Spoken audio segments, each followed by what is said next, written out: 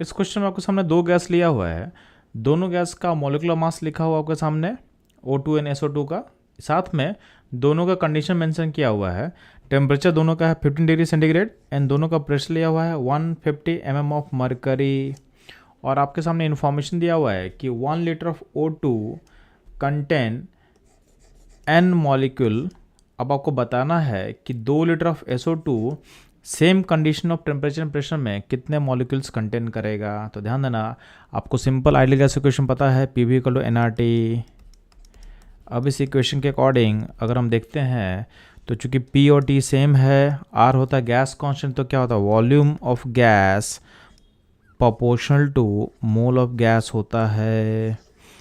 यानी आपका वॉल्यूम और मोल क्या होता है प्रोपोर्शनल होता है। तो इसका मतलब ये है, अच्छा ये जो भी रिलेशन है ये आपके गैस के टाइप से इंडिपेंडेंट है, यानी किसी भी गैस का जो वॉल्यूम होगा वो मोल के प्रोपोर्शनल होता है। इसका मतलब ये है कि आपका गैस O2 हो, N2 हो, CO2 हो, हीलियम हो, गैस का टाइप कोई भी हो, यानी गैस का एटोमिसिटी कुछ भी हो, अगर उनका वॉल्यूम अगर सेम होगा तो मोल क्या होगा, सेम होगा। इसका मतलब अगर इन सारे गैस का अगर वॉल्यूम को हम V मानते हैं और अगर मानते हैं कि पार्टिकल नंबर O2 में N होगा तो सेम V वॉल्यूम में आपका CO2 का भी नंबर क्या होगा, सेम N होगा। हीलियम का नंबर क्या होगा, सेम N होगा। यानी सेम वॉल्यूम ऑफ गैस में सेम पार्टिकल होते हैं। इसका मतलब अगर इसी लॉजिक को एक्सटेंड करते हैं तो यहाँ पे आपके पास O2 का वॉल्यूम दिया हुआ है 1 लीटर, उसमें पार्टिकल का नंबर N लिया हुआ है, ठीक है। तो अगर O2 का हम 2 लीटर करते तो पार्टिकल क्या होता, 2N होता।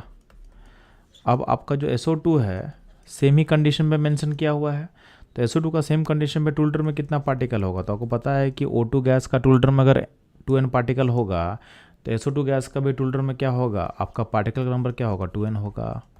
तो ये सिंपल आपके आइडियल गैस इक्वेशन का एप्लीकेशन था और इसके लिए एक लॉ भी दिया गया था, उस लॉ को बोलते हैं हम लोग अवोगाड्रो लॉ। तो ये था इस क्वेश्चन का सॉल्यूशन। अगर हम देखते हैं कि हमारा सॉल्यूशन ऑप्शन सी से मैच करेगा। तो ये था इस क्वेश्चन का एनालिसिस एंड सॉल्यूशन। मूव करते हैं हम लोग नेक्स्ट क्वेश्चन पे।